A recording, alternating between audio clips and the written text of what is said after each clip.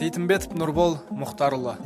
90-шы жылдары ел экономикасы құлдырап, үнемдеу саясаты басталып жатқанда, қала аудандардағы шағын бір бағдарлама бойынша оқытылатын мектептердің жаппай біріктіру процесі басталған еді. Сол кезде Фрунзе атындағы номері 27-ші талай тарлан түлектерді шығарған орыс мектебі аудандық номері 250-ші теміржол орыс мектебіне қосылған болатын. Оқушылар мен ұстаздар қоса бірігіп, небәрі 1-2 жылдың ішінде керемет мықты коллективке айналып, талай мектептермен бәсекеге тең түсетіндей дәрежеге жетті.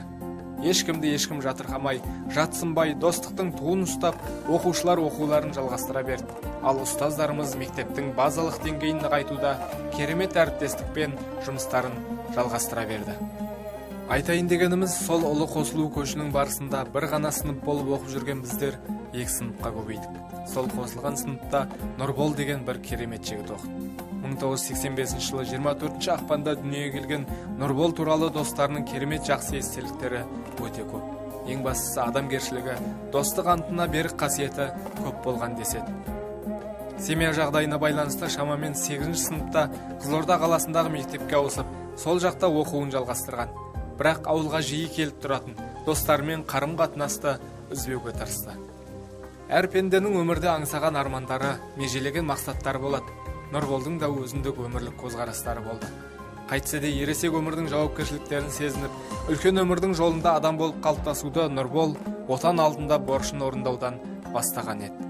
2007-2008 жылдары Ақтөбе қаласындағы ішкі әскерде 66-55 нөмірлі әскери бөлімінде отан алды қызметін атқарып жүрді. Бауыржан Момышұлы атамыздың айтып кеткен сөзі бар. Жастар тарихы мол дәстүрлермен тәрбиеленуі тиіс. Дәстүр ол ескіден қалған тағзым ететін дүние емес, ол бүгінгі мен ертеңгі жеңістерге жолдайтын ата-бабадан қалған ұлы жоба деген қағидаларды Нұрбол қатты сезінді ме кім біледі, бірақ сол әскерде жүрген жерінде белгісіз жағдайлармен қаза тапты. Ұлының отан алдындағы борышын өтеп келеді деген үлкен үмітпен күтіп отырған ата-анаға кенеттен қара суық табытты күтіп алып, ақтық сапарға шығарып салуы да оңай емес.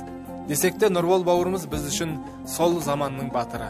Сол кездері байланысы жақын болған достары, егер Нұрбол тірі болғанда жақсы адал дос болар еді, нардың жүгін арқалап абыройдың ортасында болатын еді деген сағынышты сөздері жиі естіліп жүреді. Сұрасаң қайтып бермейді, жыласаң қайтып келмейді деген осы шығар. Арманшыл достардың артында қалған біздердің ендігі міндетіміз рухына фатиха оқып, сағынышпен еске алу ғана. Басымыз аман, бауырымыз бүтін болсын.